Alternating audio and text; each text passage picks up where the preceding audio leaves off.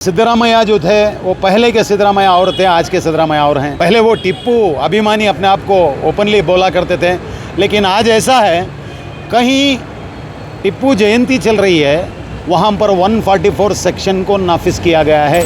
ಟಿಪ್ಪು ಜಯಂತಿ ಮಾಡಿದ ನಮ್ಮ ಸರ್ಕಾರ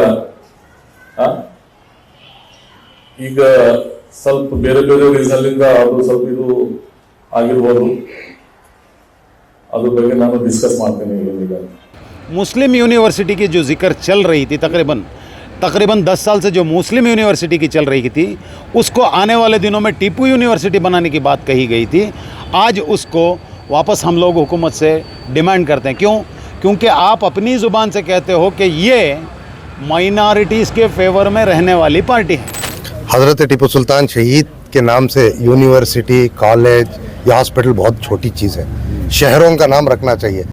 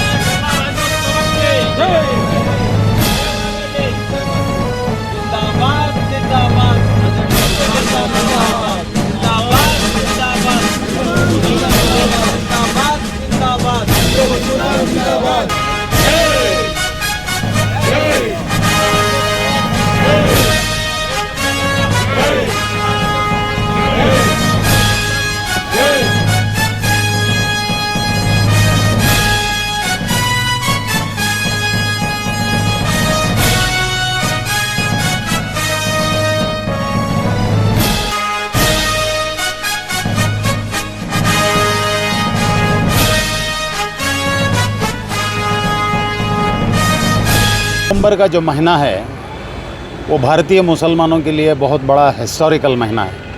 इसकी वजह 9 तारीख नवंबर को जो है अल्लामा इकबाल रहमतुल्लाहि अलैह का यौम पैदाइश है।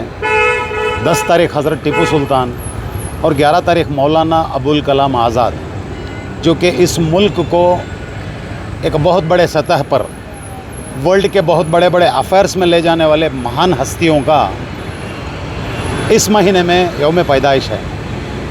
और वैसे देखा जाए इस मुल्क को बाबा साहब अम्बेडकर अपनी किताबों में लिखते हैं, यहाँ के जो मूल निवासी बाशिंदे हैं जिसमें मुसलमान भी आते हैं, उन लोगों ने इस मुल्क को बहुत बड़े पैमाने पर ले जाने का काम किया है, ना कि कास्टिज़म फॉलो करने वाले लोगों ने। इसको अगर देखा जाए, इस मुल्क की आज़ादी में जो पहले मर्द मुजाहिद थे हज़रत टिप्पू सुल्तान शहीद रहमतुल्लाहि अलैह, वो रिलीजियस एतबार से, साइंटिफिकल एतबार से, एजुकेशनल एतबार से, हर लिहाज से उन्होंने जो है अपनी एडमिनिस्ट्रेशन इतनी बेहतरीन चलाई जो कि मिसाल रही है। और इस मिसाल को आज वर्ल्ड एक बहुत बड़ी हस्ती को जानती है, वो नेपोलियन बोनापार्ट है। जिस नेपोलियन बोनापार्टी की ज़ुबान से हज़रत टिप्पू सुल्तान की तारुफ होती हो तो वो हस्ती कितनी बड़ी होगी। तो आज ऐसी हस्ती पर चंद फ़िस्ताई ताकतें, जिन्होंने अपनी जब हुकूमत रही या फिर इलेक्शंस का दौरान रहा, तब जो है हज़रत टिप्पू सुल्तान की औलादों में से किसी को लेकर श्रीरामुलु ने प्रोग्राम किया था, येडियुरप्पा ने प्रोग्राम किया था। और येडियुरप्पा का तो ये मानना था, श्रीरंगपट्टना में हज़रत की दरबार के पास जाकर उन्होंने कहा, अल्लाह मेले आने, अल्लाह के ऊपर कसम है मैं बीजेपी को नहीं जाऊँगा। तो मतलब यहाँ सोचने वाली बात यह है, हज़रत टिप्पू सुल्तान जो है ऐसी हस्ती है जिनको अगर देखना चाहें, कोई अगर देखना चाहे, किसी का तारुफ अगर देखना है, तो दुश्मन की ज़ुबान से अगर तारुफ हुआ हो तो वो हस्ती बहुत बड़ी होती है। तो ऐसी लॉर्ड वेलेस्ली हो, कॉर्नवालिस हो, या फिर ब्रिटिश के कितने बड़े बड़े एम्परर्स थे या फिर हिस्टोरियंस थे, उन्होंने हज़रत टिप्पू सुल्तान के बारे में बहुत बड़ी बड़ी किताबें लिखी हैं। लेकिन ये बहुत बड़ी दुखद बात है कि मुसलमान आज किताबें पढ़ने से बहुत गफलत बरतता है या फिर दूर रहता है। इसमें वजह हम जिनको सेक्युलर मानकर चलते हैं ऐसी हुकूमतें हैं। और आज की बात लीजिए, सिद्धरामैया जो थे वो पहले के सिद्धरामैया और थे, आज के सिद्धरामैया और हैं।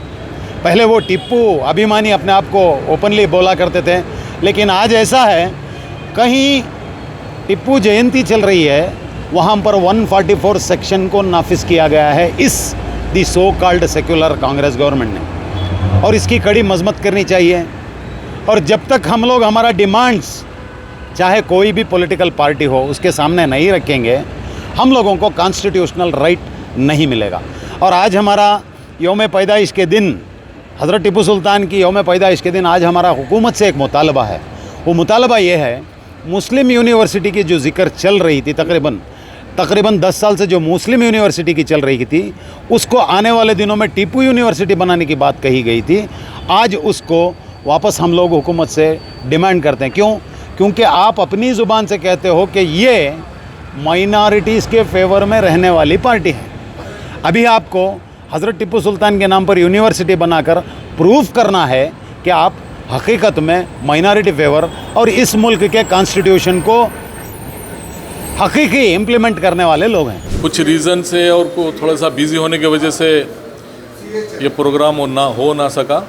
इसके लिए मैं हमारे ज़मीर साहब और सीएम से सभी लोग बात करके कुछ ना कुछ करेंगे इसके बारे में।